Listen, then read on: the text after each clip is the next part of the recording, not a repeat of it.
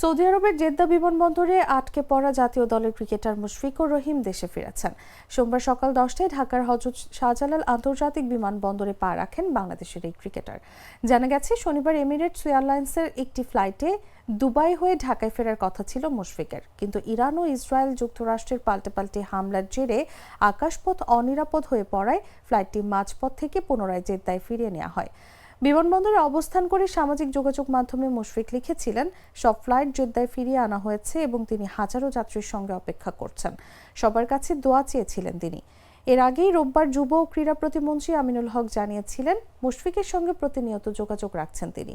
আমিনুল জানিয়েছেন, আগামীকালই দেশে ফিরতে পারেন জাতীয় দলের এই সাবেক অধিনায়ক।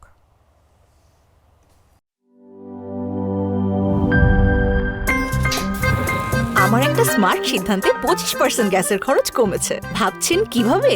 সাধারণ গ্যাস স্টোভ বদলে আমি এনেছি আরএফএল গ্যাস স্টোভ। এর সাইন্টিফিক নজল ও ব্রাস বার্নার ক্যাপ সমানভাবে তাপ ছড়িয়ে রান্না করে দ্রুত, তাই গ্যাসও বাঁচায় 25%, টাকাও বাঁচে 25%। আরএফএল গ্যাস স্টোভ নিরাপদ ও গ্যাস সাশ্রয়ী।